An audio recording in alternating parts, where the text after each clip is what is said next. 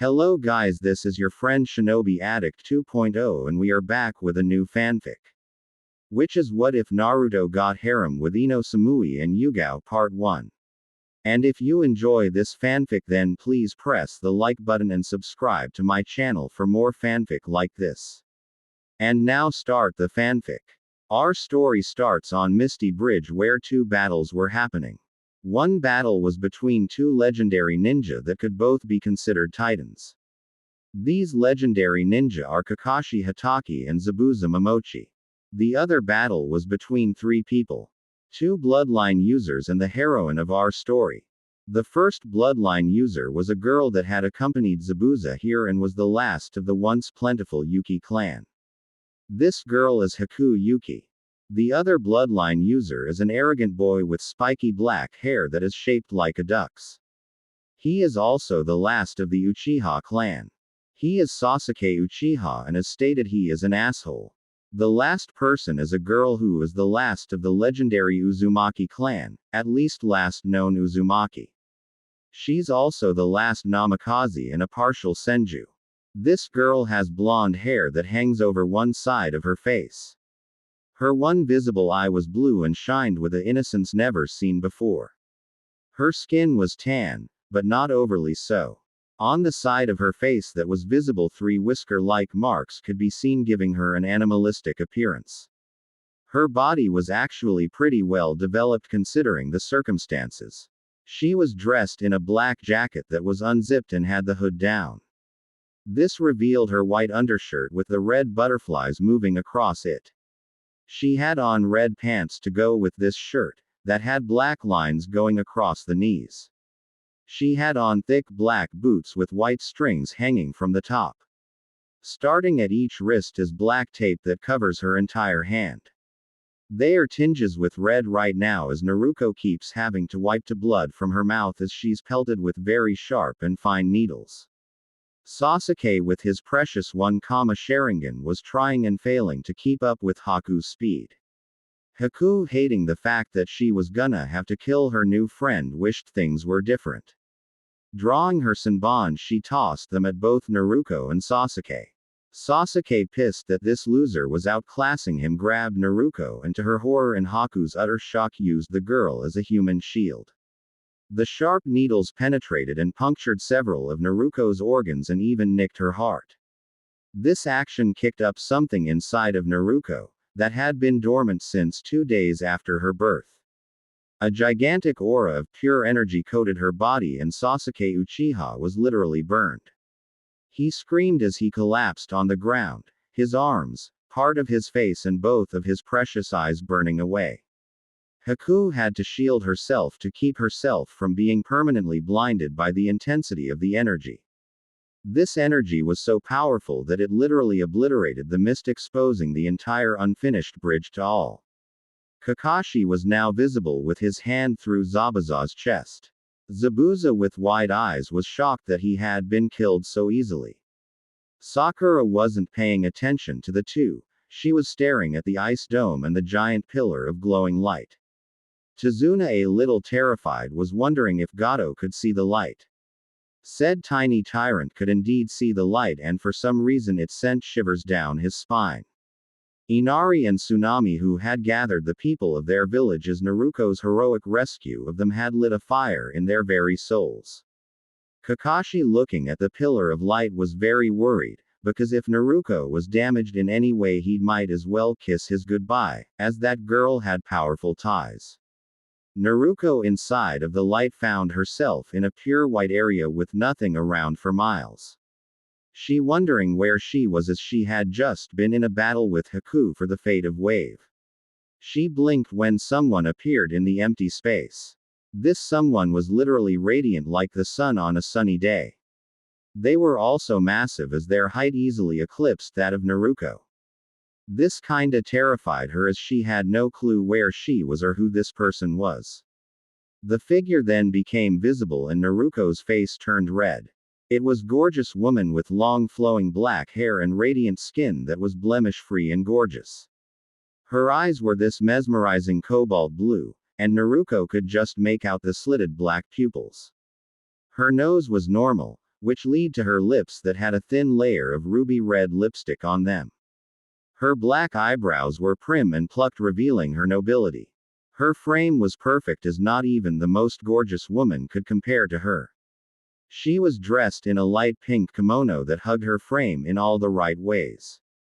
This stunning woman had a very happy, yet serene smile on her face. She, getting close to Naruto, looked down and smiled before she shrunk down to a human size. She was still taller than Naruto, but that wasn't hard. The woman, still with her smile, said, "Hello Naruto Uzumaki." Naruto blinked several times and asked, "How do you know my name and who are you?" The woman, laughing, said, "I know your name because I know everything about you. I know that you hate your team. I know that despite Hiruzen's best effort you still remember your birth mother and your birth sisters abandoning you for the Uzumaki clan. I know you blame Sasuke for the death of Makoto Uchiha. I know that sometimes you wish you could just die. I know that you don't hate the Kyuubi for its actions. I know that you know about that old cripple's little hidden forces. I know that you harbor a deep hatred for most of the village hidden in the leaves. I know who you have crushes on, and I know that you adore Tsunade Senju." Naruto's eyes weren't wide but were narrowed as she asked, "Who are you, lady?" The woman laughed softly and said, "I go by many names, but the ones most mortals know me as Diana." Quote. Naruto's eyes were still narrowed as she asked, "What do you mean most mortals? Are you not human or mortal or something?" Diana, smiling, said, "No Naruto-chan, I am not mortal or human. For you see, I am Izanami no Makoto, the primordial of death, and ever since the death of Izanagi I have gained more titles and powers." Naruto's eyes were wide now as she quickly bowed as low as she could. Diana, spotting this, said, "No need to bow, Naruto." Naruto, blinking, asked, "Are you sure, Diana-sama?" Diana, smiling softly, said, "I'm sure." Quote. This made Naruto stop bowing. Diana then said, "Now allow me to explain where you are, how you got here, and what I hope to happen. This, Naruto-chan, is the waiting room. This is where souls wait to be judged before being sent to either hell or heaven. The bastard Uchiha on your team essentially killed you when he used you as a human shield. Every part of you is here.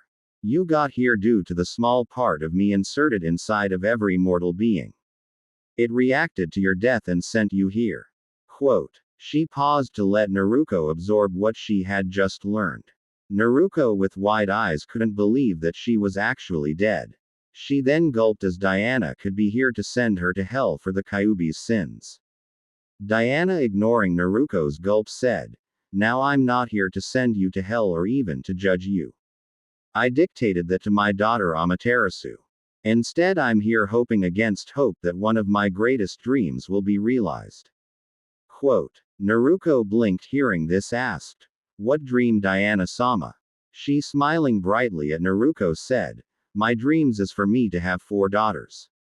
As my husband is dead and I refuse to take another or lie with another man, I am unable to bear another child." Quote. Naruto, tilting her head, asked, "Why don't you just adopt a girl, Diana-sama?" Diana, giggling, said, "That is my plan, Naruto-chan, but it can't just be any girl. No, she has to be pure of heart, have a strong will, and most definitely need a mother in her life." Quote. Naruto, scratching her head, asked, "I don't know anyone like that, Diana-sama, do I?"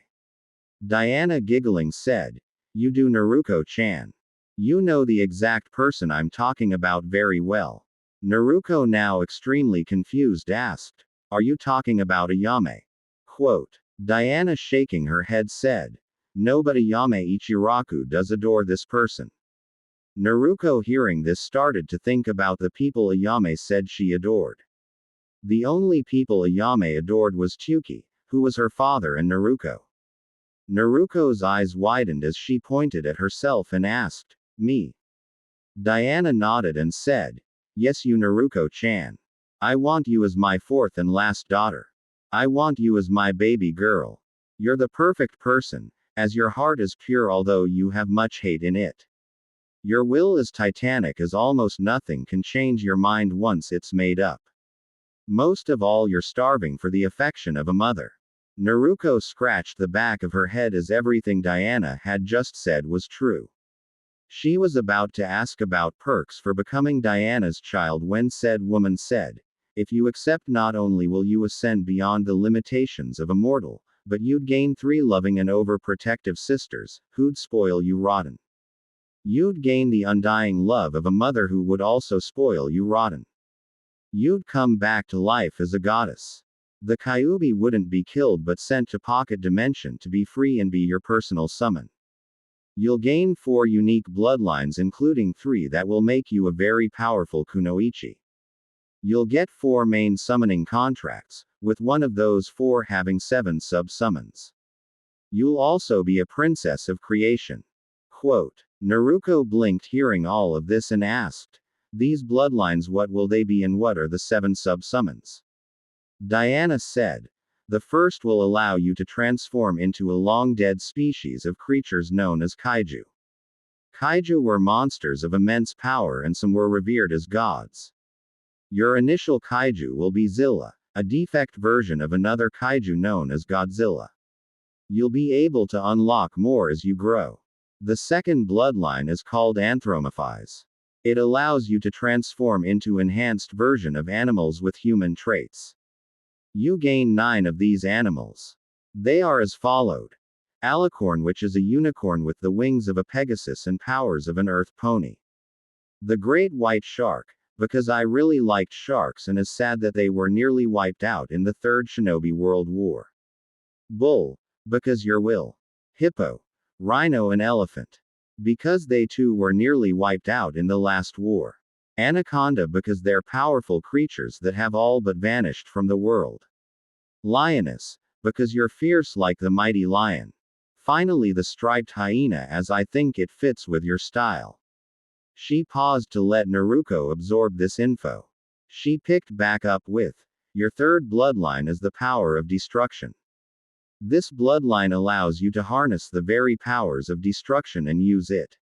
The last bloodline ties in with your 7 sub-summons. It's called Entity and it allows you to control your 7 sub-summons. These 7 sub-summon are ruthless and merciless killers from another dimension. They literally are an extension of the will of the entity, which is you. These 7 killers are the Trapper, who captures his foes, hangs them and sets traps below them. The Hillbilly, who wields a chainsaw to slash his victims in half. The Wraith, who can vanish while he hunts. The downside to the Wraith is that he can be heard appearing and vanishing. The Nurse, who can teleport across the area, but has a cool-down period. The Hag, who creates traps to summon statues of herself that she can teleport to once tripped. The Shape, who is a ruthless killer who always has an obsession. Finally, we have the Doctor, who can shock his victims to make them go insane as he chases them." Naruko whistled hearing this and asked, "What is the other 2 summons?"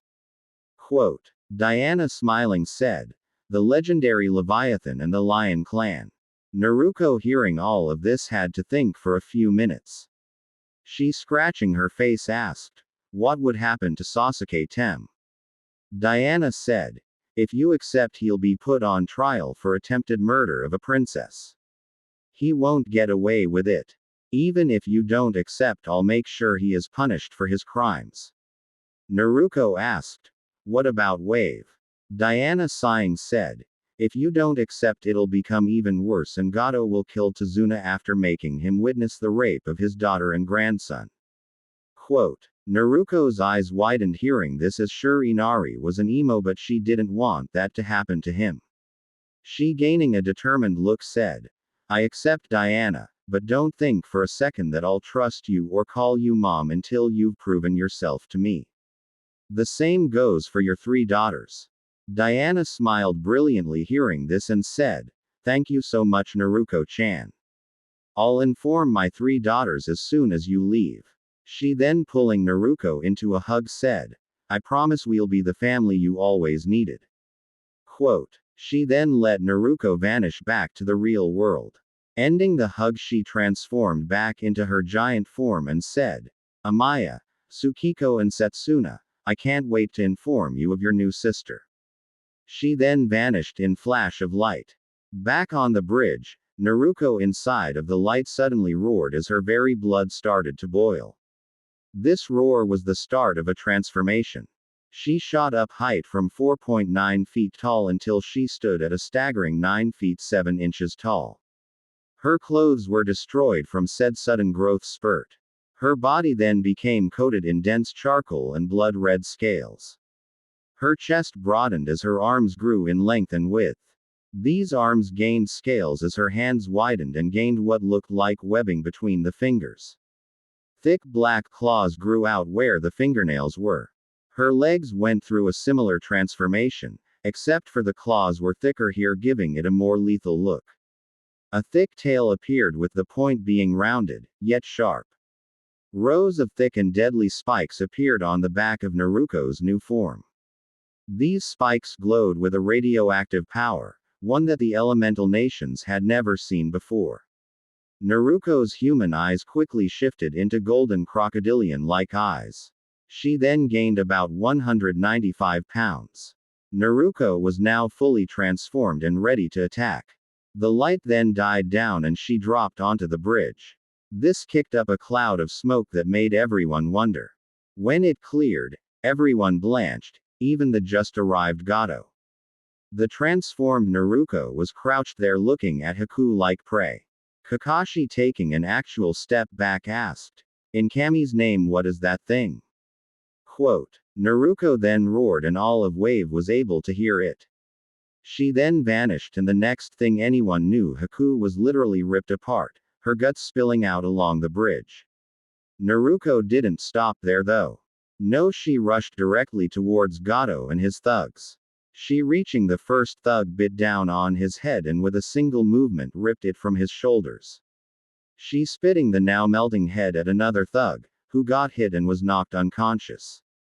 Naruto then ripped her claws through another thug, removing his throat and internal organs. She then took a deep breath in and everyone could see her spikes glowing. She then unleashed bright neon green flames on some of the thugs, who screamed and started dissolving as if they had been sprayed with acid. Naruto then slammed her tail into a thug, and his entire upper skeleton came out the back of his body. Naruto then slammed her diamond-hard head on another thug, crushing him. Naruto then roared as one of thugs tried to attack her. He failed as the next thing anyone knew, he was ripped apart lying on the bridge slowly dying. Naruto then continued the slaughter of the army of thugs. While she was doing this, Gato ran towards his boat and was hurrying the captain to get it started. The captain did so seconds later and set sail going full speed like Gato had asked. Naruto, finished with the thugs on the bridge, looked towards the fleeing boat. She roared again and to the shock of Kakashi and Tazuna jumped headfirst into the water. Both men quickly rushed to the edge to see what had happened. Their eyes widened, spotting Naruto swimming circles around Gato's boat like it was nothing. Naruto then, diving under the boat, touched the bottom with her feet. She then shot up directly towards the bottom of the boat. She then, to the horror of Gato and the captain, shot straight through the floor and all the way through the boat. She, landing on the top of the boat, roared and unleashed more of her atomic flames on the boat. Gato, running out with a life jacket on, foolishly jumped into the water. Naruto, ignoring the shrieking captain, dived into the water and grabbed the trying to swim away Gato by his legs. Dragging him under, she then proceeded to finish off the scum of a man. She did so by burning him with her atomic flames and dragging him to the bottom of the ocean. Gato screamed and screamed, but with each scream more water filled his lungs. The last thing the tiny tyrant saw before his death was Naruto's mouth full of teeth breathing fire on him. Naruto, once spotting Gato dead, swam back to the bridge and jumped out. Landing on the edge of said bridge, she let loose a loud roar, just as Inari arrived with the rest of Wave. Said boy gained wide eyes, spotting what looked like a dinosaur on the bridge roaring. Kakashi, sliding in front of Tazuna, was prepared to fight this beast if he had to. Naruto, done roaring, felt the transformation starting to go away. This made her shrink down to 6 feet even. Her weight also dropped from 290 pounds to 145 pounds. The scales shrunk until they were minuscule and acting like armor. Naruto's formerly small were no longer small, as they were now double D cups. Her formerly caving and ribs showing stomach turned into a toned and tight stomach. Her arms were now also muscular, but not overly so. Her legs were just as if not more muscular as her arms. Her tail had vanished along with most of the spikes. Her virginal vagina was visible as she was stark. Naruto's now charcoal black hair hung over her face like a veil. Her now golden eyes still had the crocodilian theme, but were now more human, and she had better vision. Eyes widened, spotting Naruto, and everyone gasped. This included the fawning over Sasuke Sakura. In a huge gust of wind, Naruto was once again dressed. She was now dressed in a sleeveless black top that showed off her crimson bra. This top stopped just above her belly button. On her hands were padded fingerless gloves, that were red in color with black marks. She had on a tight pair of dark red pants that hugged her hips, and like a drunk hugs a toilet or a baby hugs its toy. She didn't have shoes on, as instead she had black bandages wrapped around feet stopping just before her toes. Her Konoha headband was around her neck, shining proudly. Sitting on her forehead was a golden tiara with several jewels in it. This crown looked to be worth a shitload of money. Inari, with wide eyes, asked, "Naruto, nay?" Naruto, barely being unconscious as her blood still burned, fell to her knees as she said, "Wave is free. Gato is dead. Enjoy peace." She then fell face first towards the bridge. Inari, ignoring everyone else, rushed to her, praying that she wasn't dead. He, reaching her side with Tsunami right beside him, let out a sigh of relief, finding that she was just unconscious. Tazuna, having heard what Naruto had said, felt the tears start pouring down his face. He, falling to his knees, said, "It's over. It's finally over. Gato is dead. Kaiza has been avenged, and Wave can finally know true peace." Quote. He, setting his eyes on Naruto, bowed lowly and said, "Thank you, Naruto-sama." Many people joined in on this, and before long a chant of "Thank you, Naruto-sama" could be heard. Inari, ignoring this, helped his mom carry their hero back to their house so she could be comfortable as she rested. Kakashi, with his jaw scraping the ground, had no clue what had happened to Naruto. He then smiled as it worked out in the end. He, turning, instantly noticed the damage to Sasuke. Curious, he picked the boy up, ignoring the cry of Sakura, and carried him to Tazuna's to inspect the injuries.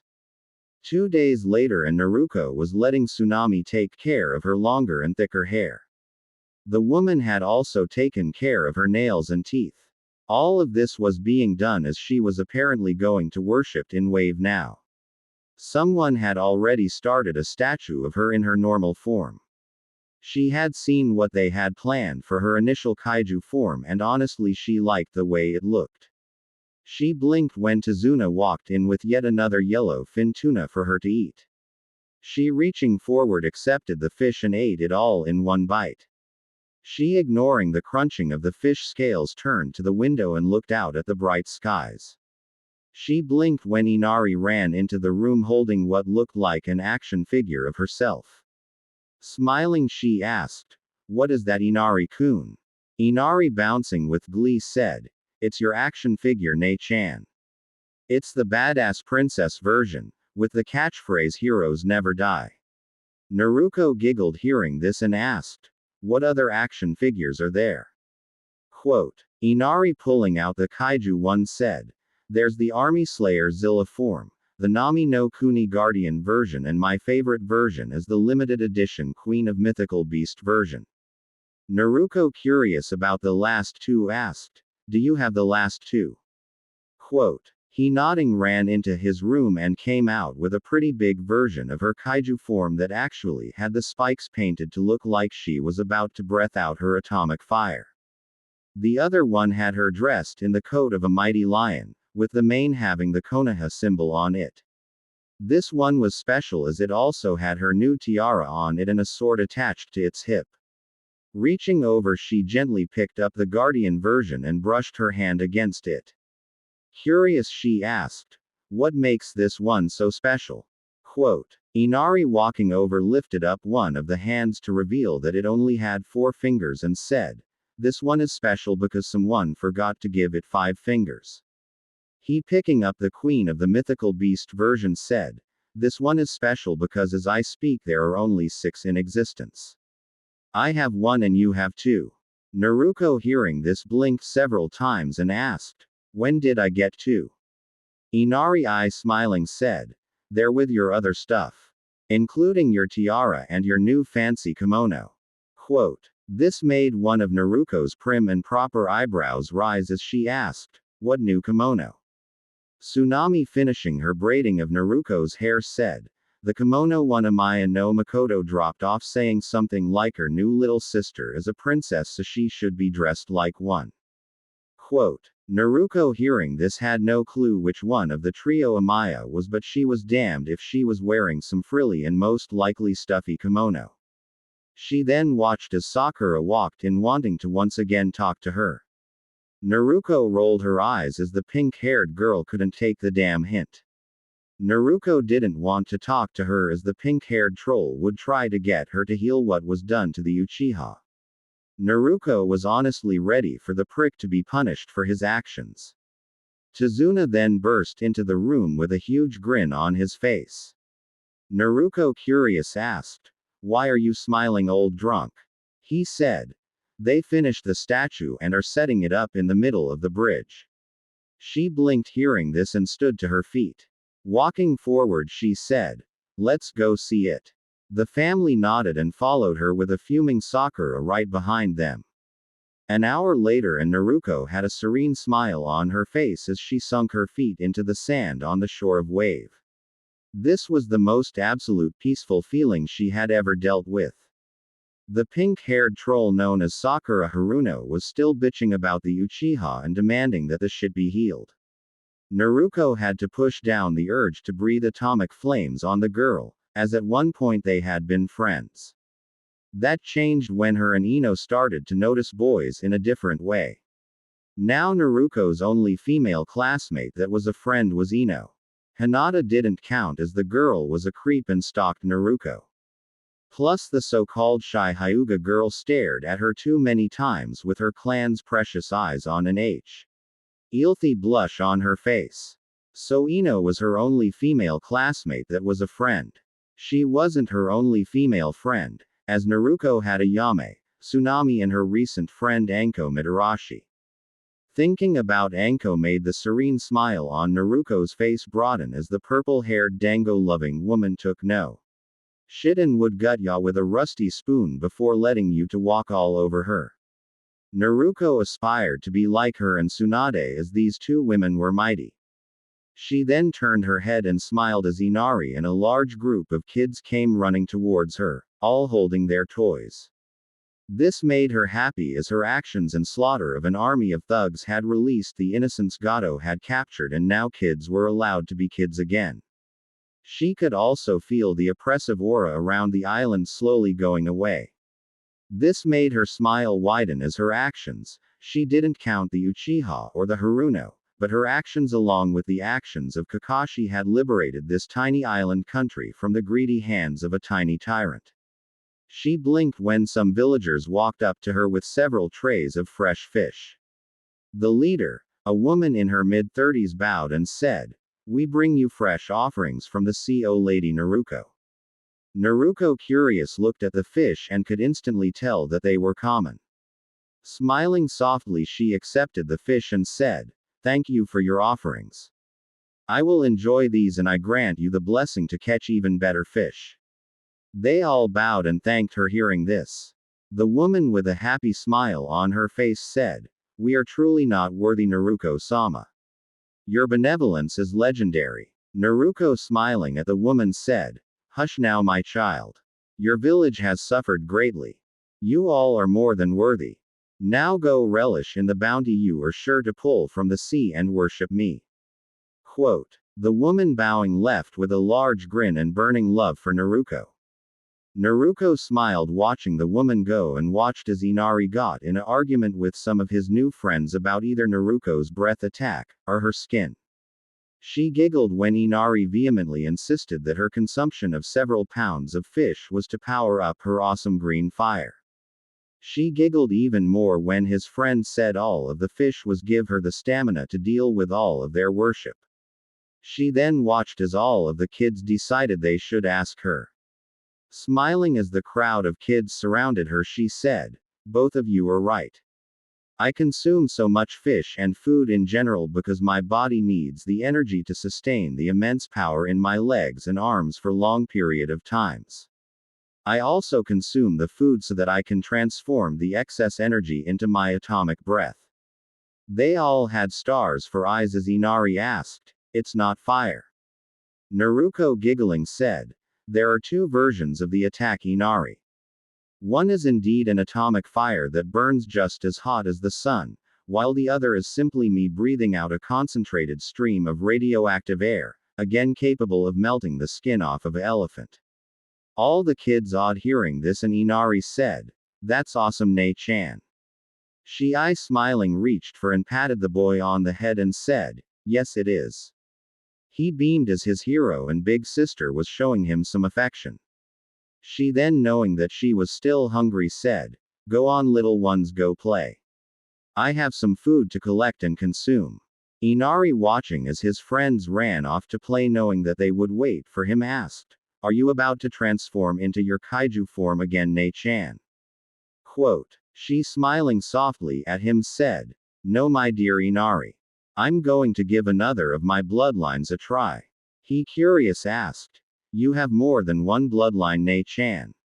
She nodding and sliding her top off leaving herself in her bra said, "I have a total of 4 bloodlines, but who knows how many more I see. Old possibly gain. Your village was witness to my main bloodline which I will call Kaiju Awakening. The bloodline I'm about to use to gather me some more nutrients is called Anthromorphize." He curious asked, "What does it do?" Quote. She giggling as she pulled down her pants revealing the shorts she was wearing as underwear said, "Basically it allows me to transform into a humanized animal. Since I'm going to hunt for my food around here, I'll be using 1 or 2 of the 9 animals I have." Quote. He with stars for eyes asked, "What animal are you going to transform into?" She sliding her Konoha headband around her neck said, "The ultimate aquatic killing machine that is sadly nearly extinct. I'm talking about the legendary great white shark." Quote. Inari hearing this gained wide eyes and asked, "Really?" She nodding shut her eyes and tapped into the primal feeling rolling around her body. She instantly had to bite her lip as an intense pain ripped through her body. She could actually feel her body starting to change though. She shot up in height until she was easily 15 feet tall. Her skin darkened until it was actually pitch black, with her stomach, neck, inside of her arms and hands, inside of her thighs and legs and bottom of her feet were white. A thick shark-like tail appeared behind her and swayed lazily. The signature dorsal fin of all sharks grew from her back. She feeling her teeth disconnect from her jaw felt herself gain a lot of weight to match that of the great white shark. She turning to the star-struck Inari waved to him and said, "Go play Inari. After I eat we can talk and play." He nodding watched as she jumped into the ocean and was soon gone. This was so cool to him and he couldn't wait to tell his friends. Exclamation mark. It would be a week later and Naruto and her so-called teammate, and she used the term loosely, were ready to head back to Konoha. Naruto was literally one more session of Sakura's constant bitching from gutting the pink-haired troll and blaming Zabuza. The Uchiha thankfully was sealed in a scroll to keep him from being damaged even more from his own actions. Kakashi was nose deep in his little book and Naruto was pretty sure the man was doing so to keep from hurting Sakura. Naruto was snapped out of her thoughts by Inari handing her what looked like a card. Curious, she looked at it and couldn't stop the giggle that came out of her mouth. It was a card of her in her great white form. What made this card funny was that it had her name and some made-up stats, plus a silly attack. She, looking at him, asked, "What is this?" Inari, smiling brightly, reached into his pocket and revealed about 30 cards. He, still smiling, said, "It's called War of Monsters, or War for short. The cards are based off of you, Kakashi-san, and other people." She, curious now, looked at the card she had and noticed that it seemed to shine. He, smiling, said, "That's the limited edition Great White Shark Naruto card. It's a top-tier card that pretty much destroys all other cards." She, hearing this, asked, "Why are you giving me this?" He, smiling and revealing another card, this one of her sitting on the beach, said, "Because I have this one. It's Serenity Naruto, and it's another top-tier card, along with Kaiju Naruto and Goddess Naruto. In your bag I placed one of each." She blinked hearing this and reached into her bag. She was shocked when she pulled out 3 more cards. She, looking at the 3 new cards, smiled as the Goddess Naruto was the one of her smiling and playing with the kids. Putting all 4 cards back into her bag, she leaned forward and kissed Inari in the middle of his forehead. She, drawing back and ignoring the intense blush on his face, said, "This is my blessing to you, Inari. I bless you with the luck of the devil. Every game you play you shall win. Every gamble you take shall pay out big time. I also bless you with the might of the kaiju. Your strength is now 1,000 times of that it was before, and your courage knows no bound." Inari, hearing this, gained a beaming smile as he said, "Thanks, Ne-chan." Quote. She giggled and replied with, "You're welcome." She then, turning to the rest of the people of Wave and with a serene smile, said, "I bless all of you and grant you the protection of the tides." She then titled her head as the sun shined brightly on everyone in the village for a few minutes. Nodding to herself, she said, "See you later." She then took off towards Konoha, following behind Kakashi and Sakura, who had already taken off. A few miles down the road, Naruto found herself zoning out of Sakura, who was once again bitching about her Sasuke-kun. Naruto was really thinking about what kind of ramen she wanted when she got back to Konoha and the serious talk she was having with the old man. She wanted off of Team 7, not because of Kakashi, because she hated both of her supposed teammates, not to mention the Uchiha bastard had tried to use her as a human shield. Honestly, if it weren't for divine intervention, she'd be dead right now, and the bastard would also most likely be dead.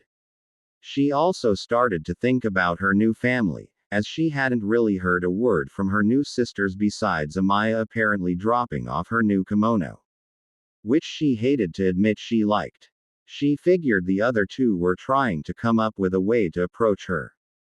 Diana, on the other hand, seemed to be preparing something. Naruto wasn't quite sure what it was, but she had the feeling it was going to be big and most likely dramatic.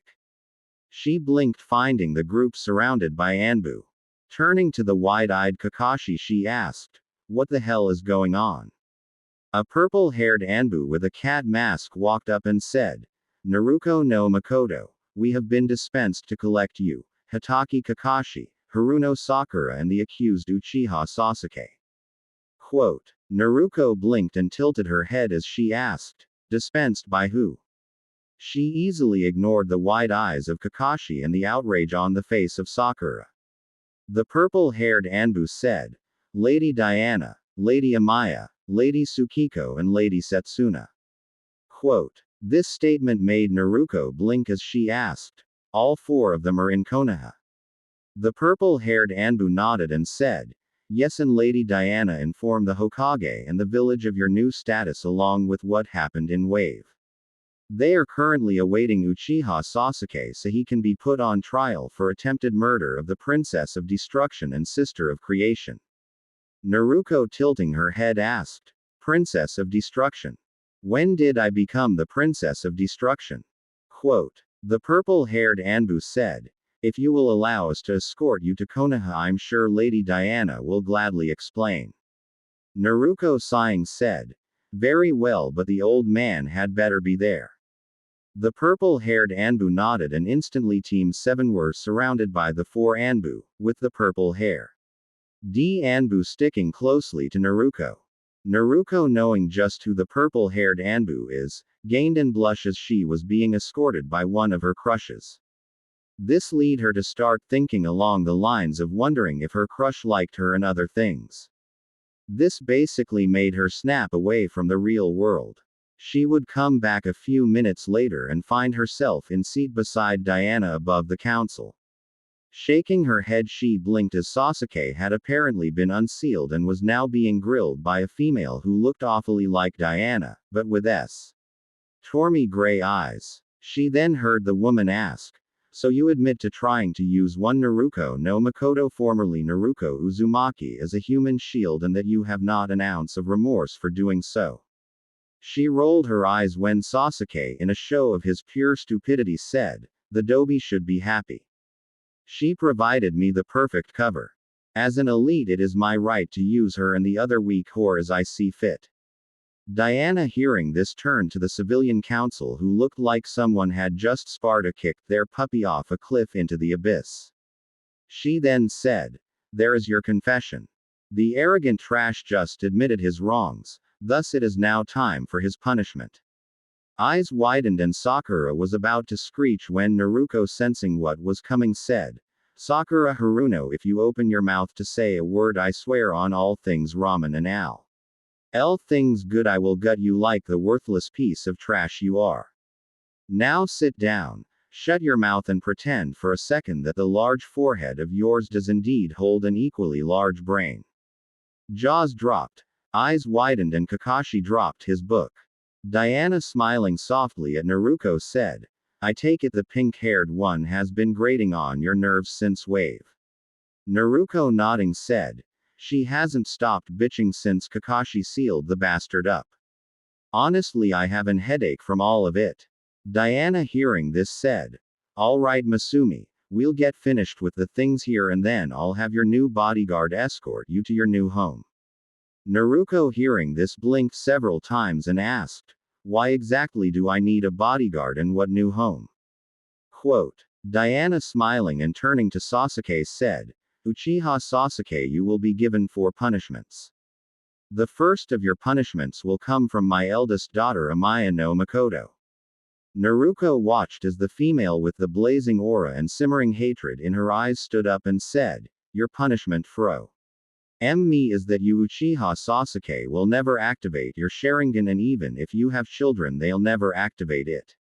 She then sat down, ignoring the wide eyes and jaw drop of the civilians. Diana said, "Next will come from Tsukiko no Makoto." Quote. Naruto watched as the woman with princess curls in her hair and a suffocating hatred burning in her eyes stood up. She, looking at Sasuke with hatred, hissed, "You tried to kill my new little sister. I want you dead, but mother insists that would be rewarding you. Instead, I'll take away your usage of chakra beyond that needed to live."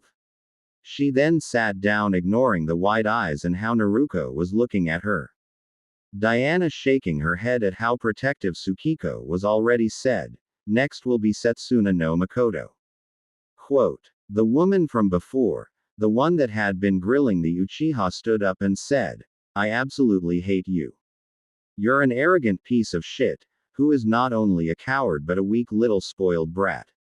Now don't get me wrong, I just don't hate you for trying to kill my sister. I hate you because you don't even the slightest remorse for your actions. Thus your punishment is to be locked up in the deepest, darkest pit possible, chained to the walls and vultures feasting on your cowardly cuts. This will not kill you, as you will be healed every day." Lola. Anyone get this reference? Everyone flinched hearing this one, but Naruto. She simply smiled, already liking Setsuna, as she had come up with a way to torture the bastard without killing him. Diana, quite shocked, said, "Next will be the youngest Naruto no Makoto." Naruto, hearing this, stood up and said, "I simply hate you. There's no other way around it and no sugarcoating it. I despise you with my very core and think that honestly it'd be awesome if you went to rot in a ditch somewhere, I digress. You tried to use me as a human shield, thus, your punishment is to be impaled by spears and lances every day, while the vultures feast on your stomach and intestines. Not only that, but each day your senses will be jacked up, so that you feel every single rip, every single stab. You feel everything with supreme clarity. She then sat back down, and many people were shocked, as this punishment was hell on earth. Setsuna, Amaya, and Tsukiko all smiled at her. Diana, shaking her head, said, "Now it's my turn." Quote. She, gaining a very dark look on her face, said, "My punishment for you is that you'll never be able to impregnate someone. Nor will you be able to see. The emptying of your bladder will be the most excruciating pain you've ever felt, and the voiding of your bowels will be like someone pulling out your spine through your. You'll never sleep again, as every time you even try to sleep, you'll have nightmares so horrible that they'll leave you bloody and broken for months. This my punishment to you, Uchiha Sasuke." Quote. Silence permeated the room hearing this final punishment be spoken. Sakura, trembling, was silently crying at this. Sasuke, with rage rolling off of him, screamed, "You can't do this to me. I'm an elite. I'm an Uchiha." Quote. Diana, snorting, said, "No, you are nothing, be gone." She then waved her hand, and Sasuke Uchiha was gone, his just desserts finally be served to him. Naruto, turning to Diana, asked, "Now that he's been dealt with, what's this nonsense about an Anbu escort and new home?" Setsuna said, "You're a princess now, little sister. No matter how much you will deny this, it's the truth. This means that the dangers of being a princess are now going to be a constant in your life. Amaya and Tsukiko wanted to force you to retire from active service and move you to the home in heaven. I told them no, as you're a warrior and would rather die than do something like that. Mother agreed. They then tried to reason that you should have 2 entire squadrons of Anbu guarding you at all times. I reasoned with them how stupid and irritating that would be and managed to get it down to just 1. You will have 1 Anbu guarding you at all times, despite the fact that could probably handle anything thrown at you." Naruto, absorbing everything Setsuna had just said, asked, "Which Anbu?" Tsukiko and Amaya giggled and said, "Cat." Quote. Naruto, hearing this, instantly didn't mind having an Anbu bodyguard. Diana said, "As for you new home, it's what used to be the Uchiha clan estate. It's been remolded so that it looks nothing like it did before. It's also been enhanced due to your bloodline and new need to feed heavily. I left a book for you that explains the enhancements. I have also left several books and scrolls on the proper princess conduct and several books on your divine rights as a member of royalty. Please at least read over the last ones." Naruto, nodding, rubbed her temples as her headache was now roaring. She smiled softly when the cat-masked Anbu appeared, looking ready for war. This made her giggle a little, as her crush was taking her job very seriously. Getting up, she asked, "Diana, please have some ramen delivered to my new home, as I plan on curling up into a tight ball and sleeping for the next few hours, at least until this headache is gone." She then walked out of the council chambers, the purple-haired Anbu closely following her. Diana, turning to the council, said, "Now for the punishment of the civilian council, one Haruno Sakura and Hitaki Kakashi." Eyes widened hearing this, and Hiruzen suddenly got the feeling that his problems were about to lessen instead of increase. Naruto, doing exactly as she had said she was, could now be found curled up in her very large bed that her color scheme printed on it. All of the lights were off, and Naruto was down to her night clothes. The Anbu, still wearing her mask, was in the shadows of the room, kinda being a creep, but doing her job of being Naruto's bodyguard. The woman behind the mask, Wanazuki Yugao, was trying her hardest not to just stare at Naruto with lust and love, but damn if the girl wasn't gorgeous and now a princess. Yugao, cutting her eyes to the window, could see the sun starting to set, meaning night would soon be here. She wondered if Naruto would wake up for something to eat, or if the girl would just sleep through until tomorrow. She, shifting her eyes back to Naruto, watched as the girl gently started to gnaw on her pillow. It would be adorable if it weren't for the fact that the pillow was slowly being shredded like fresh meat. This terrified her, as if Naruto went to give her a hickey or tried to bite her during, it could rip her apart. Literally. She sighing hated to wake Naruto up, but the newborn goddess did need to eat a lot of food to sustain her incredible powers. Walking over, she gently started to shake the girl. Naruto, waking up, instantly sat up and yawned, ignoring the feathers stuck to her mouth for the moment. Yugao, on the other hand, giggled as the feathers stuck to Naruto's face gave her an even more adorable look. Naruto, ignoring the giggling of her escort, and wondered what time it was. She, cutting her golden eyes to the window, blinked as it was just getting dark. Apparently she had slept for 5 hours, as it was still midday when they had arrived in the village. Getting out of her much more comfortable bed, she asked, "Was the ramen delivered?" Yugao, shaking her head, said, "No, my princess." Quote. Naruto, hearing this, sighed just as her stomach roared. She knew that she needed to eat, but didn't want to venture into the village until all of the bullshit, her new status and the punishment of the Uchiha, had blown away. She, grabbing one of the books about the enhancements her new home had gone through, flipped through several pages until she came across the one about how the back door functioned as a transporter. It could take her to any of the 8 pocket dimensions which had been set up by her sisters and mother to be teeming with prey species for her to eat. This would explain why the ramen wasn't sent. She had her own food now. Setting the book down for later, she walked into the bathroom and changed into her regular clothes. She, walking out, slipped her headband around her neck and said, "I'm about to go out on a hunt, Kat-san." Yugao, hearing this, blinked and asked, "Where?" Naruto, shaking the rest of her sleepiness out of her, said, "The back door is an transporter to 8 pocket dimensions that haven't been set up into different environments for me to hunt the abundant prey species my mother and sisters set up for me."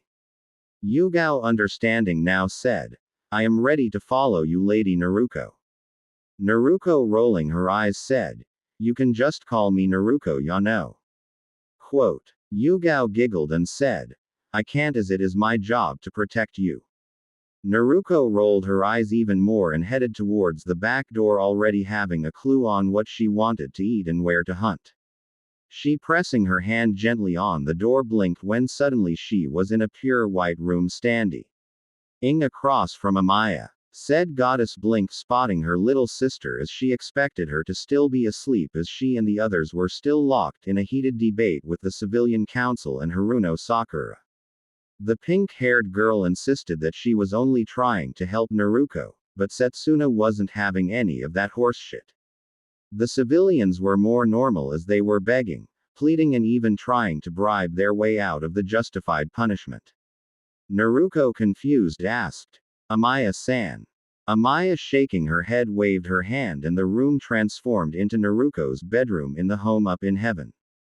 Naruto, finding herself seated on a massive bed, blinked and looked around. She, looking at the walls, smiled, as her color scheme could be seen here along with her more insane plans. This included her plan to accidentally kill the cat known as Tora and blame it on the Tem. She could also see many of the toys she had always wanted when she was younger, and the black eyeliner he had pilfered from that bitchy elder. Amaya, smiling, said, "Welcome, dearest little sister, to your royal room up in heaven. You can call this place whatever you like, as I call my room the war room." Naruto, hearing this, nodded and asked, "Why am I here?" Quote. Amaya, sighing, said, "It was decided someone would need to talk to you about your princess duties and the other things being a princess entails. We knew you wasn't going to read the books and scrolls, so I decided to be the one to inform you. Also, we need you to know that in any environment you decide to go to, you're the ultimate predator. This pretty much means that anything and everything is on the menu. Now then, as a princess."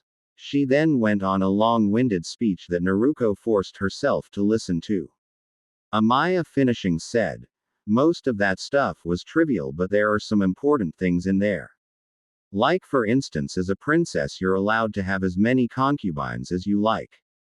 Another is that you're allowed to have a massive harem if you so wished. The most important one is that if you make a law, it is to be adhered without hesitation. Naruto, understanding all of this, asked, "Is there anything else?" Amaya, not wanting to head back to the debate, nodded. Naruto blinked and found herself in Amaya's arms as the goddess of the sun and flames hugged her tightly and cloaked the both of them in a warmth Naruto had never felt before. This made Naruto nuzzle into the extremely warm hug. Amaya, feeling this, said, "This isn't just a regular hug, dear sister. I'm giving you another bloodline." Naruto, hearing this, nuzzled even deeper into the hug and said, "I don't care. This is the absolute best hug I've ever been given." Quote. Amaya giggled and said, "That would be due my natural warmth." She, nuzzling Naruto's head, said, "The bloodline I'm giving you is called Aura of the Sun. It basically allows you to harness the power of the sun and all flames. In fact, if it can be considered a heat source, then you can harness it. You'll never be cold, unless you want to be, and raging blizzard will just feel like a rainy day."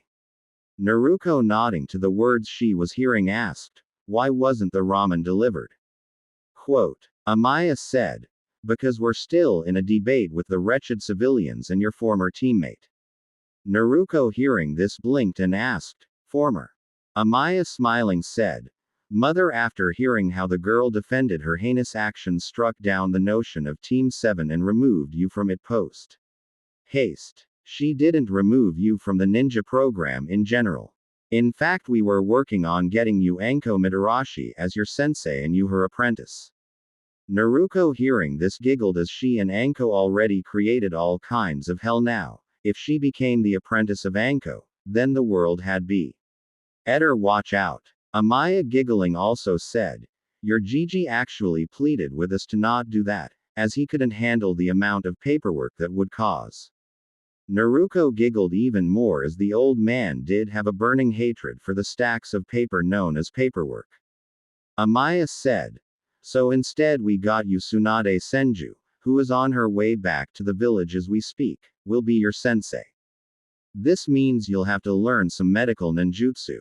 Naruto, hearing this, shrugged and said, "That's fine, as I've always wanted to learn how to heal people, so that I can help Anahamaru and his friends whenever they get hurt doing something I would do." Amaya laughed and asked, "You do realize that you just proclaimed that the things you do are dangerous?" Naruto, laughing, said, "Of course the things I do are dangerous, but they're also crazy, inane, adventurous, and most importantly fun." Amaya chuckled hearing this, but then sighed as it seemed it was time for her to get back to the debate. She, ending the hug, said, "I have to go back in. Have fun on your hunt and don't aim small." Quote. Naruto nodded and blinked as she was once again at her back door, her hand still pressed to it. Cracking her neck, she decided that she was going with the Serengeti as she wondered what zebra tasted like.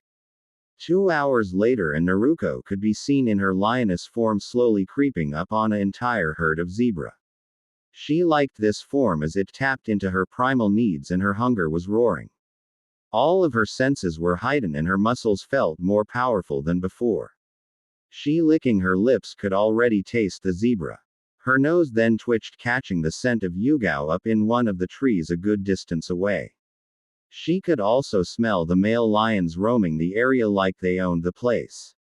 She didn't really care just as long as they didn't with her hunt. Her perfect chance then arrived and she sprung out of the grass and latched onto the neck of the zebra she was inches from. She, taking it down within 2 seconds, used a burst of speed and a jump to take down another one, avoiding its deadly kicks with the ease of a ninja. She, having now killed 2 zebra, took off running and went for the 3rd kill. She, managing to strike it down, also roared in victory. Shaking her head, she dragged the 3rd body over to her other 2 and sat down to eat. She, halfway through the 1st zebra, looked up to spot the 2 male lions heading her way. She, getting up, growled, not liking that these 2 were about to try to weasel their way into her meal. She, standing to her full height, stared the 2 down. They didn't seem to get the message that she wasn't sharing as they approached. She didn't even hesitate to jump into action. In a matter of seconds, she had her jaw clamped down on the throat of one of the male lions, pressing down, while the other was slowly bleeding out not feet from her meal. The two male lions stood no chance in hell against her, as she was a trained kunoichi who killed for a living. She finished with the now dead second male lion, moved back to her meal, and went back to eating her well-deserved meal. She, ignoring the whimpering of the still dying first male lion, finished 2 out of her 3 zebra and then moved on to the dead male lion. She started with his lower body and continued to eat her way up until all that was left was the head and mane of the mighty beast. She, looking at the other lion and her last zebra, decided that she was going to freeze the zebra and leave the male for the scavengers. Shaking her head, she stood up and grabbed the zebra. She smiled when it was transported back to her home. Running towards where her bodyguard was seated, Naruto enjoyed the feeling of the grass crunching underneath her padded feet. She loved the feeling of the crisp night air running through her fur and flowing through her hair.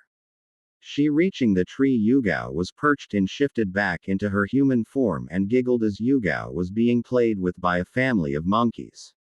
Naruto found this funny as it reminded her of her situation with Konohamaru and his friends. Granted, Konohamaru could speak perfect English and wouldn't throw his shit at you. She, letting a little of her aura come to light, watched as the monkeys scattered. Climbing up the tree, she sat down beside Yugao and asked, "Are you ready to go back?" Quote. Yugao, shaking her nose, said, "Not yet. This setting is peaceful and there's no one trying to seduce or kill you here." Naruto, nodding, sat back in the tree branch and started to hum a lovely tune. She, humming this tune, didn't even notice when Yugao turned to stare at her, wondering where she learned is tune. Naruto, feeling deeply at peace, continued to hum the lovely tune, ignoring when she literally started to glow and nature started to surround her and bloom. Yugao noticed though and could see the lion cubs playing around the tree they were in. She could also see that the monkeys were back and one was even sitting in Naruto's lap. Naruto, opening her mouth a little, said, "Because there's got to be something out there. If I fly high enough, I'll find it somewhere. So I'll hold my breath until I float away. Maybe I'll come down someday." Yugao gained hearts for eyes hearing this and pictured Naruto someday singing lovely songs to their children. Naruto, opening her eyes, blinked, spotting all of the wildlife around her. She, looking down at her lap, cooed, spotting the baby monkey taking a nap in her lap. To her, this was the most adorable thing she'd ever seen, and she wondered if someday this would be hers and Yugao's child. She then giggled as she could already see their child. Their firstborn would be a little girl with her hair and Yugao's eyes. She then pictured their second child, and it would be a headstrong little boy with Yugao's hair and her eyes. Their daughter would have the hardest time trying to keep her little brother out of trouble, and Naruto would just giggle as she nursed their third child, which would be another girl. Of course, Naruto would be wearing the Hokage hat by then, and Yugao would be retired from the Anbu Corps. She giggled as a retired Yugao would most likely be a very bored person, and that would lead to lots of and plenty of baby making. She, shaking her head to get out of the daydream state she was in, picked up the monkey and sit him down in the tree. She, jumping down, said, "Come on, Anbu-san, let's go back home." Yugao, nodding, jumped down and said, "You can call me by my name, Princess Naruto." Naruto, giggling, watched as their portal home appeared and said, "I know this, Yu-chan, but I like calling you Anbu-san." Quote. She then walked into the portal, followed closely by a beaming Yugao. 2 days later, and Naruto was relaxing in her kitchen as Yugao was on another mission. Naruto had her 3 little brats as acting bodyguards. Of course, she also had some Anbu actually guarding her, as Konohamaru, Moegi and Udon were here more for her to play with, spoil. She, hearing Konohamaru enjoy the pool in her backyard, moved over to the pot she had on the stove. She was cooking her 3 brats a wonderful lunch. Of course, Ino was also coming over later for lunch. Naruto, smiling, stirred the moose and rattlesnake stew. There were other things in the stew, but she knew that the main components were moose and rattlesnake. She smelling it knew that it needed to cook more. Reaching into her cabinet she pulled down some fruit.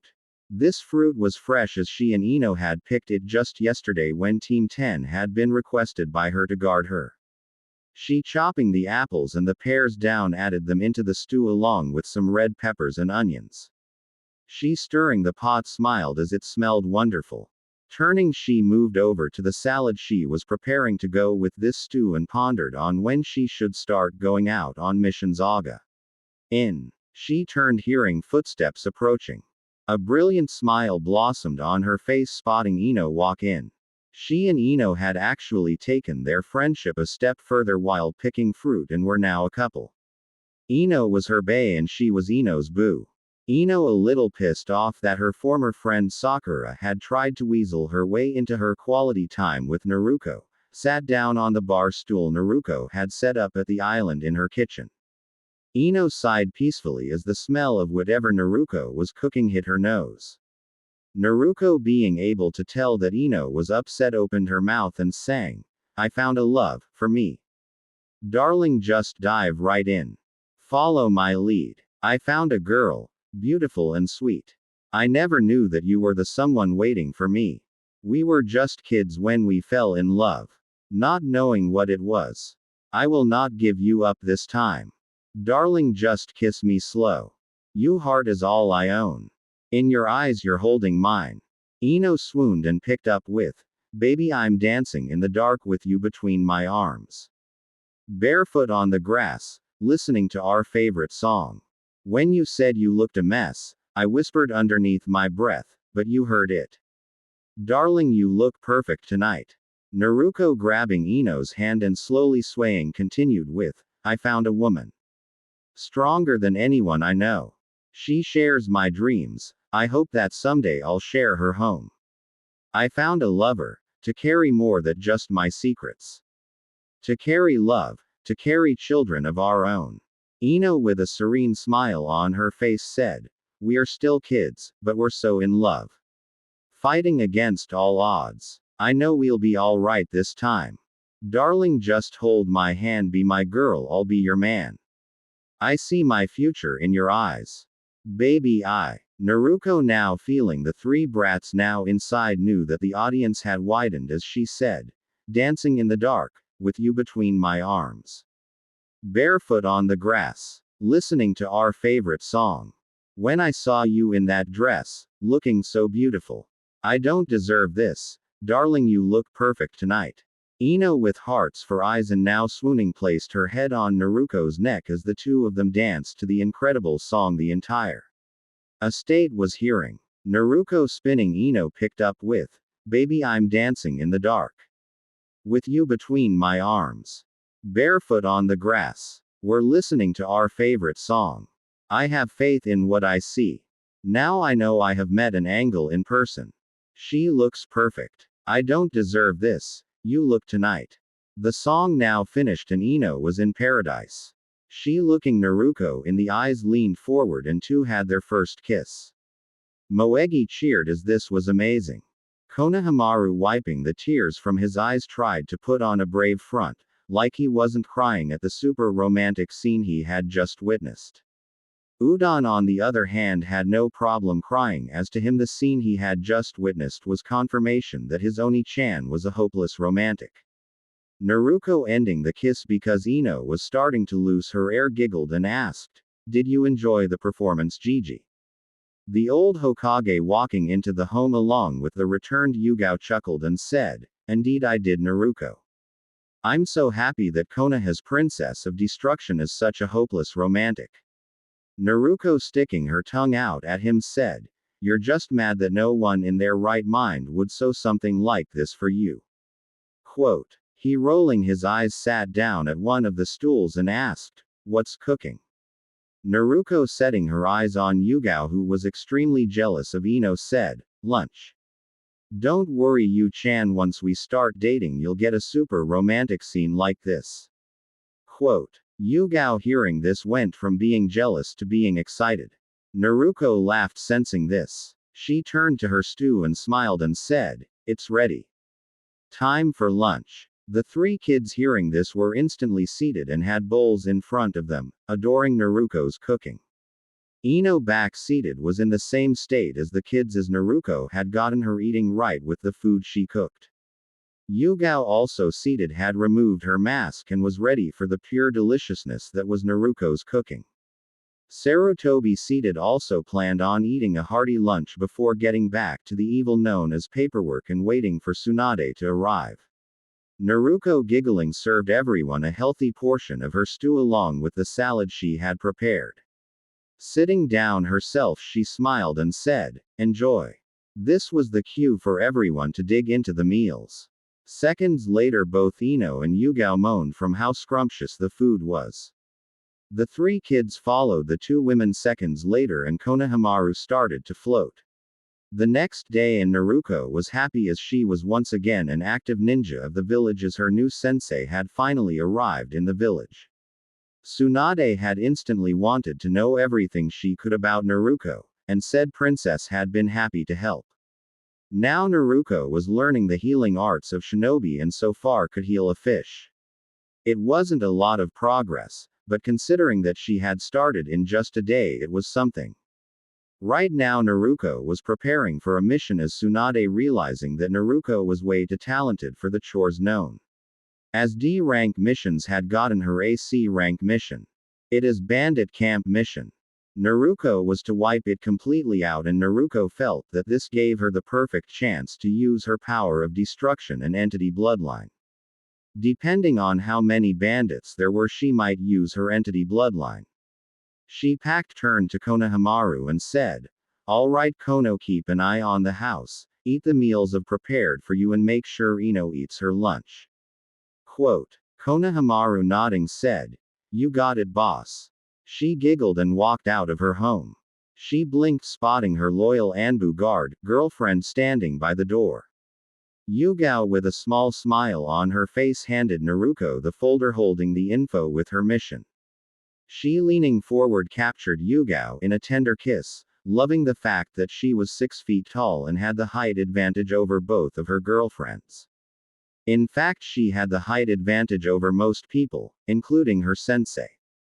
Granted Tsunade had her when it came to size, but that was okay as when Tsunade started talking about boring shit Naruko would just stare at those bra busters and imagine what it would be like to squeeze said objects. Shaking her head she walked towards the gate to get started on her mission. 2 days later and Naruko was rubbing her temples as the info was outdated. Not only had the single bandit camp expanded, but now was under the leadership of several missing ninja from Kumo and Iwa. She had taken out several of the smaller bandit camps using some of her normal ninja skills.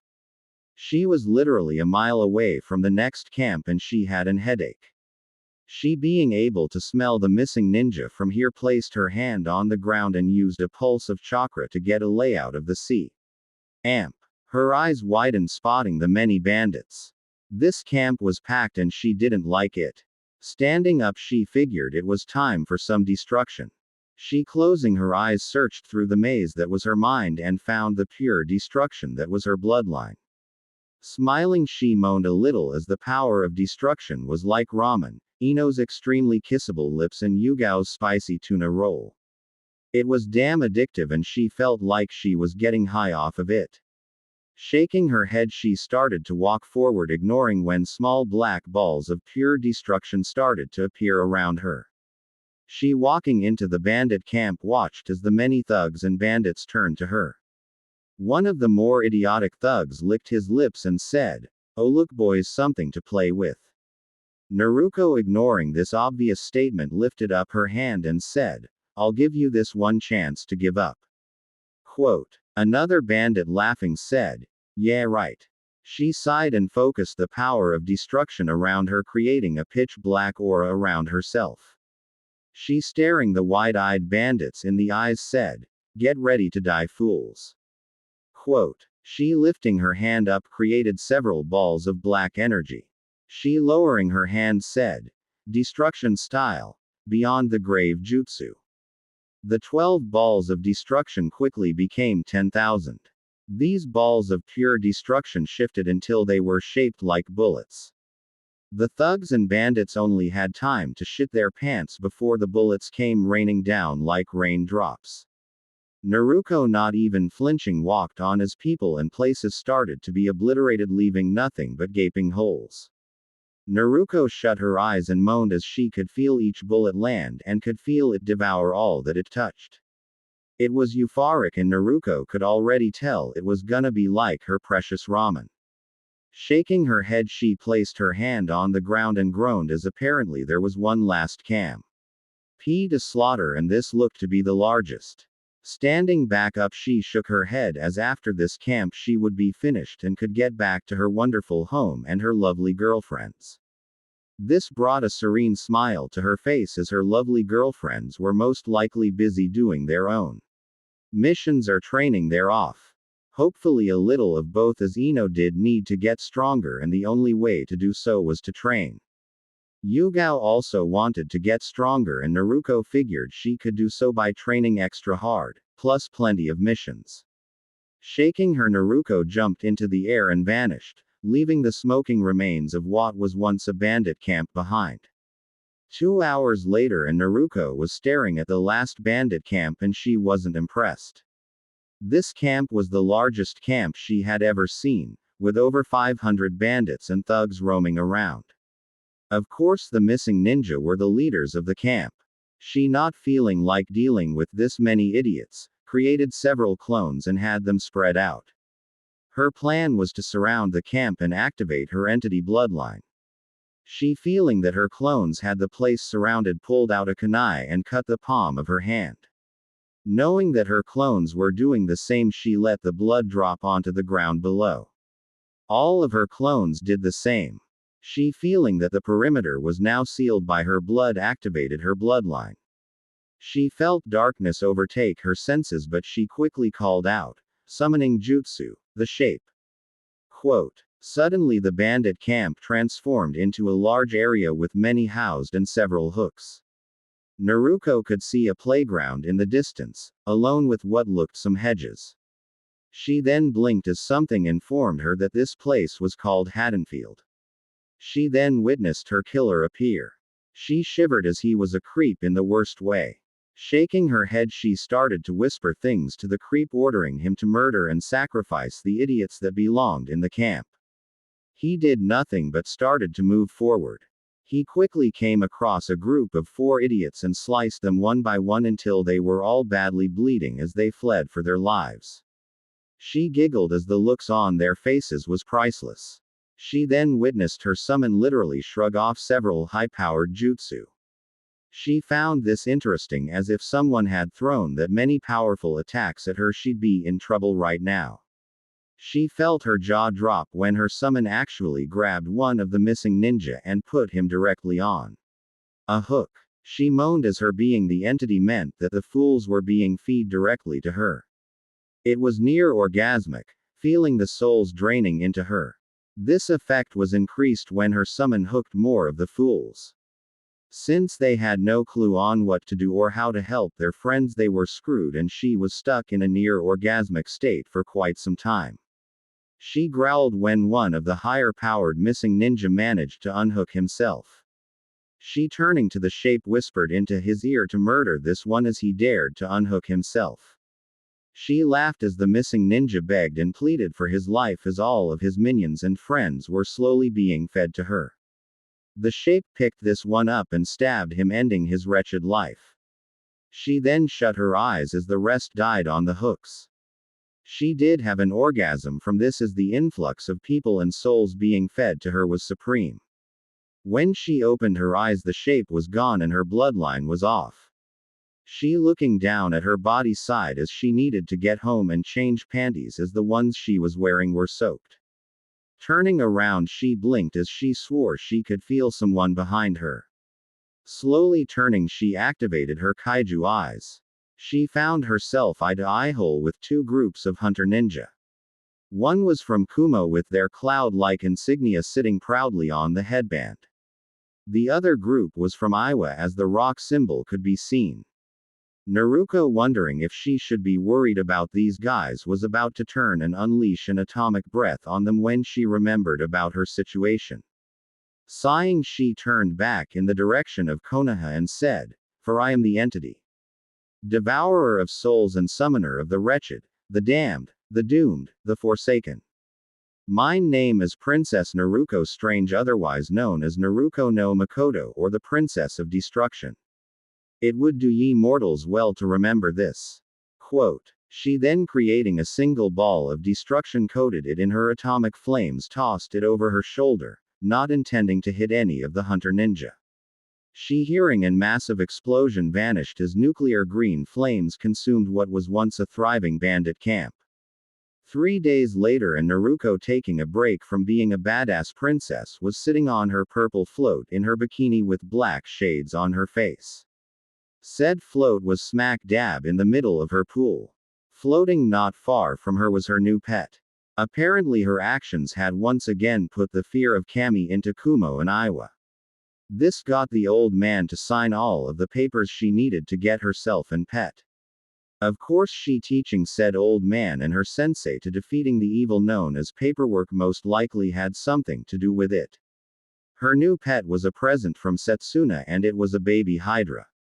Naruko had no clue how Setsuna got a hold of this legendary beast, but she didn't care as she finally had a pet. Of course, said pet was very protective and tended to hiss at anyone she didn't know. Yugao was out on a mission, as apparently the Fire Lord had no clue about the bandit camps and now had placed the mission to scout for any more. Naruko, reaching forward, grabbed her strawberry and gin drink and took a sip. She had discovered her love for this mix after a long day dealing with the idiotic council. Apparently the civilians still thought they had control over her, as they had tried to force her to marry several women and men. She had slapped the hell out of a lot of them for this, and Tsunade had handed her a nice drink. Naruko, sighing in peace, had no clue how the old man dealt with the bottom feeders known as the Civilian Council. She blinked when her little Alexandria hissed loudly. Looking up, she giggled, spotting Ino in a bikini. Ino, rolling her eyes as she had already met Alexandria several times, placed her towel down and climbed into the pool. She, swimming over to the hydra, gently pet her. Alexandria, going from hissing at Ino to nuzzling her hand, instantly recognized the blonde-haired woman who feed her fish. Naruko, giggling as her pet nuzzled one of her girls, watched as Ino swam over to her and asked, "Since when did you start drinking?" Quote. Naruko, giving Ino a gentle kiss on the lips, said, "Since the imbecilic Civilian Council tried to make me marry several women and men." Ino, hearing this, scowled and asked, "Did my dad do anything about that?" Quote. Naruko, chuckling, said, "Your dad informed them that you and I were dating, and then when they said so, told them to go rot in a ditch somewhere." Ino giggled hearing this and asked, "Why are they so stupid?" Quote. Naruko, shrugging, said, "Because being an idiot is free and easy, while being a productive member of society is hard and expensive." Ino then laughed, as a truer statement had never been uttered. Ino then, kicking back into the pool, started to float as she told Naruko and Alexandria about the last ish and her team went on. Naruko laughing as Ino revealed to her that she pissed her pants when a cat snuck up on her. Ino, glaring at Naruko, said, "It's not funny." Naruko, with a hand over her mouth trying to stop her giggling, said, "No Ino, it's hilarious." Quote. Ino rolled and shut her eyes, deciding to float. Naruko blinked when out of her home came both Tsunade and Shizune. Both females were wearing bikini. Naruko nearly had an heart attack spotting Tsunade in her bikini, as the damn glorious orbs she had were nearly visible. She, cutting her eyes to Ino, could see that her blonde-haired Wonder Woman was trying and failing to hold back a nosebleed. Alexandria, already liking Tsunade and Shizune, made a pleased sound and using her tail paddled over to the two women and nuzzled them. Shizune, giggling, picked up the hydra and said, "Hello Alexandria, you're looking lovely." Alexandria nuzzled Shizune while Tsunade slipped into the pool. The blonde-haired woman sighed, and the cooling water of the pool soothed the aches in her muscles and bones. Naruko, watching as the water eased the gravity off of the bra busters Tsunade called, shook her head and asked, "So what are you doing here, sensei, Shizune?" Shizune smiling said, the Chunin exams are coming up in about 2 weeks. We're officially here to ask you if you would like to participate. Naruko blinking asked, will the Chunin exams have strong people to fight? Tsunade rolling her eyes said, yes brat, there will be strong people to fight. Quote. Naruko I smiling said, then I'm in. Ino rolling her eyes asked, did you get the bingo book this week Tsunade-sama? Shizune blinking said, actually we did, we were given it by Anko-san saying that we should check it out. Quote. Naruko and Ino were curious about this. Tsunade reaching into her coat grabbed the little black book known as the bingo book and opened it. Flipping through it she found most of the ones she was used to. Sighing she was about to close the book when she came across an entry that made her gasp.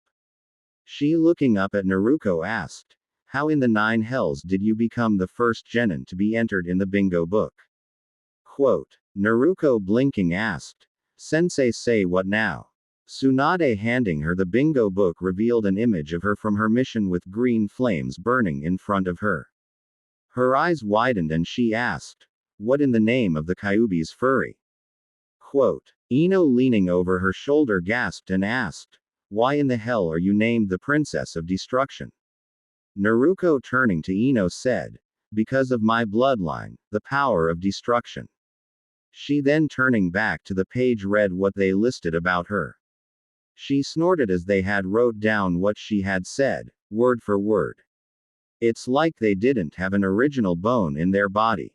Shaking her head she smiled and said, they listed me as an B rank threat, but still gave me an flee on sight order.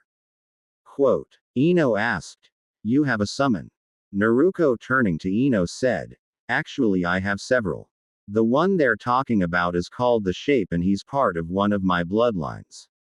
He's a ruthless cold-blooded killer who would make Orochimaru of the Sannin beg for his mommy. Quote. All eyes widened hearing this and Tsunade asked, why in the 9 hells do you have a summon like that? Naruko shrugging said, because during the mission to Wave I managed to broker several summoning contracts along with a bloodline before I accepted becoming the youngest strange. Quote. Ino hearing this asked, yeah I've been meaning to ask you about your last name. Why strange? Naruko giving Ino a plain look asked, you don't think my family is strange? Ino blinked and asked, that's why you went with the last name Strange. Quote. Naruko nodding said, yes. Ino wasn't the only who gained a sweat drop. Naruko ignoring this picked up her drink and scowled as it was empty. Snapping her fingers she blinked when her glass was refilled. Curious she asked, what just happened? She blinked when the voice of Tsukiko could be heard saying, your divine authority happened dear sister. Naruko turning smiled as Tsukiko was now sitting in a beach chair by the pool, in a bikini. Naruko asked, what do you mean divine authority? Tsukiko sighing said, you're the daughter of a primordial, and the sister of 3 goddesses, thus by default you have a divine authority. Naruko was about to ask when Setsuna's voice could be heard saying, not to mention that if you're ever killed in battle you'll transcend your mortal chains and become a divine. Naruko turning found Setsuna in a bikini sipping on a Long Island iced tea. Ino seeing where Naruko got her amazing body from asked, Naruko is going to be a god. Quote. Amaya appearing rubbing sunscreen in her skin said, no my future sister-in-law. Naruko is already a goddess. She is simply in human form waiting for the correct catalyst to ascend. Said catalyst is most likely a glorious death in a battle worthy of godhood. Quote. Naruko blinking several times asked, what is this pool party day? Diana appearing in another lawn chair reading a book giggled and said, yes Naru-chan it is. Naruko hearing this answer sweat dropped. Shaking her head she snapped her fingers and smiled when Konohamaru, Moegi and Udon all appeared in their swimwear. Konohamaru blinking looked around but smiled as they were no longer stuck in Iruka's boring lecture. Moegi giggling said, thanks Ne-chan. Naruto waving the thanks off still felt like something was missing. She then feeling Yugao enter the village from her mission smirked and snapped her fingers. Yugao blinked finding herself in her bikini floating on a heart-shaped float in Naruto's huge pool. Turning she smiled spotting said goddess, along with several others. Naruto giggling said, now all that we're missing is someone cooking some food and some music and we'll be having a party. Diana snapping her fingers said, got it covered. Quote. A poof of smoke occurred and suddenly summertime music could be heard, as a white-haired, big woman manned the turntables. Food could then be smelt cooking as an somewhat angry black-haired woman appeared. Naruto blinking asked, who are they? Setsuna waving her hand made an image of the white-haired woman serving drinks at a bar said, providing us with music as Mirajan Strauss, S-class mage from the Guild fairy tale. Mother and I knowing your attraction to powerful but kind women decided to start helping you woo her and many others from her reality. Naruto hearing this blinked several times and then gave Setsuna a plain look. Setsuna recognizing the look said, don't worry we're not brainwashing them or anything. You'll still have to work your off to impress them. We've just set up some things that should help. Naruto sighing turned to Tsukiko who giggled and said, this woman is the unhappy housewife Chi-Chi and she's Ram a reality I quite frankly want you to take over and make your own. Naruto hearing this blinked several times and asked, why would you want that? Tsukiko giving Naruto a gorgeous smile said, because once you ascend you're going to need somewhere you rule with an iron fist. This place would make the perfect kaiju playground, plus there's strong fighters for you. Naruto hearing strong fighters gained a brilliant smile of her own. Yugao giggling at this asked, why is she unhappy? Quote. Tsukiko giggling said, because her husband is too busy training to take care of her needs and desires. Naruto shaking her head said, how foolish. If she were mine, we'd be cuddling right now. Ino quirking an eyebrow asked, really? I'm one of yours and we're not cuddling. Naruto giving a very arousing smirk said, that's because you're way over there instead of right next to me, or better yet on top of me. Ino blushed hearing this while Amaya rolled her eyes and said, that was supremely cheesy Naru-chan.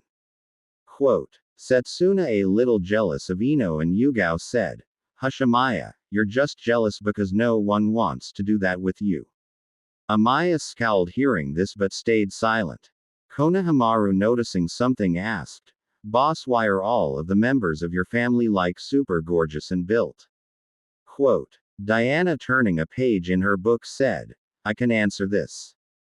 It's because as goddesses we're meant to inspire desire to men and women of all species. Thus our bodies automatically replicates the desired traits and we become it. Quote. Tsunade hearing this asked, so Naruto looks like a actress, because she's supposed to be attractive. Diana nodding said, yes. Right now you, Shizune, Ino and Yugao are all extremely aroused and attracted to all four of us. If the three kids weren't here you'd probably try to jump us, but end up being dominated and marked by Naru-chan. Everyone blinked hearing this and Tsunade asked, what makes you so sure she'd dominate me? Quote. All four goddesses gave her a plain look and Tsukiko asked, what makes you so sure she wouldn't? Tsunade smirking said, I'm a cage-level kunoichi. Amaya rolling her eyes said, Naruto is a god-level kunoichi who could exterminate this entire planet if she wanted to. Quote. All eyes widened hearing this, well those belonging to mortals. Naruto knowing she was very strong didn't know she was that powerful. Ino with wide eyes asked, are you really that strong Naruto? Naruto shrugging said, I have no clue Ino, but chances are that I am. Quote. The jaws dropped hearing this and Tsunade asked, remind me again, why are you a genin with that kind of power? Diana giggling said, because she wants to climb the ranks normally and become Hokage. Naruto nodded to this statement and picked up her drink. Taking a sip she said, everyone's sweat dropped hearing this. The party then picked back up and everyone laughed. 3 days later, and Naruto was at a training ground working on creating an actual attack with her power of destruction. It was proving most difficult as destruction didn't want to be shaped or molded. She was dressed in a pair of shorts and a sports bra. Tsunade and Shizune were at the hospital taking care of some dumbass ninja who had gotten beat up by a pissed Konohamaru. They should have known better as he was her little brother and she had given him the Kaiju Awakening bloodline. She wasn't sure what Kaiju he was, but she knew it was most likely deadly. She, sighing, decided to take a break. Sitting down, she summoned her teacup from her home. She was about to snap her fingers and have it filled when it was filled up by a kettle. Looking up, she smiled, spotting Tsukiko dressed in what looked like training gear. Tsukiko, giggling, sat down after pouring herself a cup of tea. Naruto, taking a small sip of her tea, sighed as it was her favorite kind. She asked, "Not that I'm not glad to see you, but what's up?" She, with a smile on her face, said, "We learned that Amaya gave you another bloodline." Quote. Naruto, remembering said bloodline, said, "Yeah, it's actually pretty cool. Specifically when I go on night hunts, or that one time I searched that entire desert for that one little lizard." Tsukiko giggled, remembering said event, and asked, "Would you like another one?" Quote. Naruto, hearing this questions, actually thought about it. She asked, "Would this new bloodline be from you?" Tsukiko, nodding, said, "Yes." Naruto, rubbing her chin, asked, "Would this new bloodline be as difficult as the power of destruction is proving to be right now?" Quote. Tsukiko, shaking her head, said, "Heavens no." Naruto asked, "Would this bloodline make me even more powerful?" Tsukiko, nodding, said, "Oh yes." Naruto, curious, asked, "Where would this new bloodline hail from?" Quote. Tsukiko, giggling, said, "The same place Miragen hails from." This statement really piqued Naruto's interest. Taking another sip of her tea, she asked, "Would you tell me about said place so I can be prepared when I eventually travel there?" Quote. Tsukiko, nodding, started to indeed tell her little sister about the dimension Miragen was from. Naruto, with wide eyes, asked, "Are the mages strong?" Tsukiko, nodding, said, "Miragen herself is an S-class mage, but doesn't participate in quest anymore." Quote. Naruto, hearing this, smiled as a potential love was actually powerful. Spotting that her tea was empty, she refilled it along with the cup of her sister. Tsukiko, thanking her, said, "The bloodline I would be giving you would be like that of her friend Natsu. It wouldn't exactly be Dragonslayer magic, but would be more like Godslayer or Bijou Slayer magic." Naruto, hearing this, blinked and asked, "Why can't it be Dragonslayer magic?" Tsukiko, giving her a smile, said, "Dear sister, you're basically a dragon with most of your kaiju forms. Hell, when you unlock your King Ghidorah form, you'll literally be a three-headed dragon, so being a Dragonslayer would meaning being able to slay yourself." Naruto, hearing this, asked, "So what you're saying is that I'm already a Dragonslayer?" Quote. Tsukiko, thinking about this, nodded and said, "I guess in a way you are. Anyway, your new bloodline will actually have two parts. The first, of course, coming from the dimension of Miragen. The second part comes from this dimension and will help you with illusions. Basically, you will be able to harness the illusionary prowess of the moon, giving you the literal ability to bend reality to your will." Naruto whistled, hearing this ability, and giggled as it would help her with her crush on Yuhi Kurenai, as the woman was known as the Genjutsu mistress for a reason. Tsukiko, smiling, said, "Now then, I'd love to spend more time with you, Naru-chan, but sadly I have the cursed paperwork to deal with." She then vanished with a glint of silver. Naruto smiled as that was kind of a cool way to vanish. She, getting up, waved her hand as her teacup vanished. Cracking her knuckles, she decided break time was over and got back to her intense training. 3 hours later, and Naruto, no closer to her goal, had decided to call it day, as she was supposed to be resting up for the Chunin exams in 2 days and way. Grabbing her gear, she was about to head home when Yugao in her official Anbu gear appeared. Curious, she asked. What's up, Anbu-san? Yugao responded with, Hokage-sama and the council have requested your presence. Quote. She hearing this groaned, wondering what the infernal civilians wanted with her now. Shaking her head, she activated her divine authority and changed from her training gear into her fancy kimono.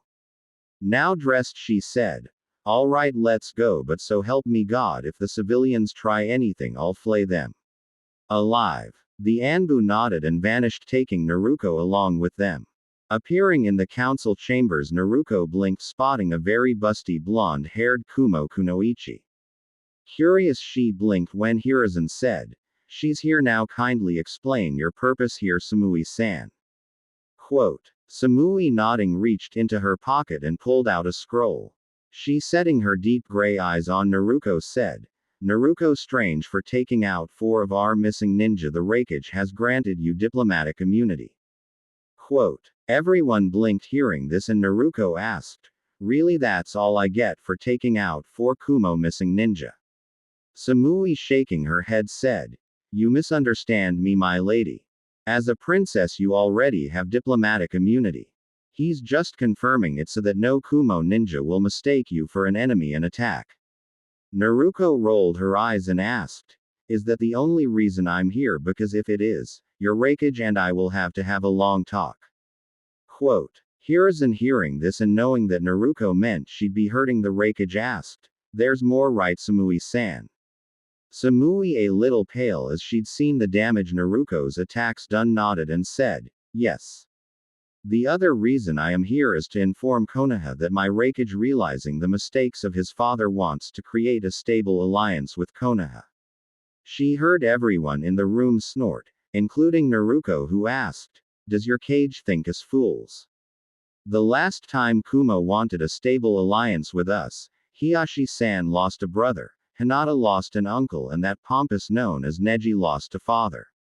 Samui flinched hearing this and said, yes, Raikage-sama knows this, and quote. She was cut off by Naruto, who said, he believes that we'll be foolish enough to accept another deal so he can try to steal another of our bloodline carriers, and breed them like crazy.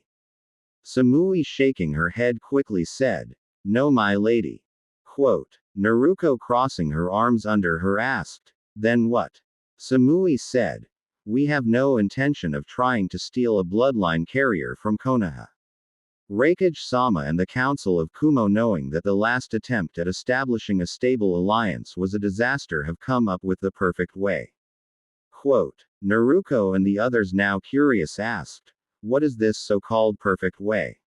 Samui, smiling, said, the Raikage offers myself, Samui ni, and Mabui of Kumo as wives to you, Princess Naruto Strange. Naruto's eyes widened and Hiruzen nearly choked on his pipe hearing this. Hell, everyone had a reaction, including the hidden Yugao, who was being restrained by her fellow Anbu. Naruto, giving her a plain look, asked, are you out of your damn mind? Samui, blinking, asked, does this agreement not please you, my lady? 2 strong and gorgeous women to be your wives. Naruto was about to speak when, in a flash of light, Amaya appeared holding yet another pet for Naruto. This pet made Naruto gain hearts for eyes. In Amaya's arms was a baby saber-toothed tiger. In a flash, the tiger was in Naruto's arms as she nuzzled the primal beast with pure adoration in her eyes. Amaya, giggling, turned and blinked, spotting the council. Raising an eyebrow, she turned to the hidden and still being restrained Yugao and asked, what did I interrupt? Quote. Soon recovering from her shock, was about to answer when another flash of light occurred. This time it was Setsuna who appeared. She was holding 2 massive blades that glowed with power. Naruto, nuzzling her new pet, blinked, spotting the swords, and asked, what are those? Quote. Setsuna, sending a smirk at Amaya, said, these 2 are legendary blades known as Excalibur and Soul Edge. I, knowing that you have Kenjutsu specialist girlfriend, decided to get you these 2 as a present. Quote. Naruto, titling her head and ignoring how all the females in the room squealed slightly, created a clone to hold her new baby. Walking over, she accepted the crystalline blue sword first. She moaned as a massive influx of serene power washed down over the entire village. The massive blade actually purring at being in contact with her transformed into a solid blue katana with a crystal guard. Naruto, accepting the one that seemed demonic next, screamed a little bit as a searing pain spread through her. She then moaned again as the pain vanished and a monstrous killing intent washed over the village. This sword also purring transformed into a spear. Naruto, liking her two new weapons, friends, smiled brightly at Setsuna and said, "Thanks Setsuna ne." Quote. Setsuna beamed as even with Amaya's head start Naruto had called her sister first. Amaya, with a scowl on her face, asked, "Will someone answer my question please?" Yugao, appearing in her civilian attire and glaring at Samui, said, "Amaya-sama, the kunoichi from Kumo suggested my Naruto Haim marry her. And some other female from Kumo to solidify the fragile and nearly broken alliance between Konoha and Kumo." Amaya and Setsuna both blinked hearing this. Setsuna, settling into her interrogator persona, turned to Samui and asked, "Do you have any ulterior motives to wanting to marry my little sister?" Quote. Samui, shaking her head, said, "No, my lady." Amaya, standing in front of Naruto protectively, now narrowed her eyes and asked, "Why did you chose her?" Samui said, "It was either her or Sasuke Uchiha, but he's an enemy of your clan and Kumo would rather not piss of the Princess of Destruction or her sea.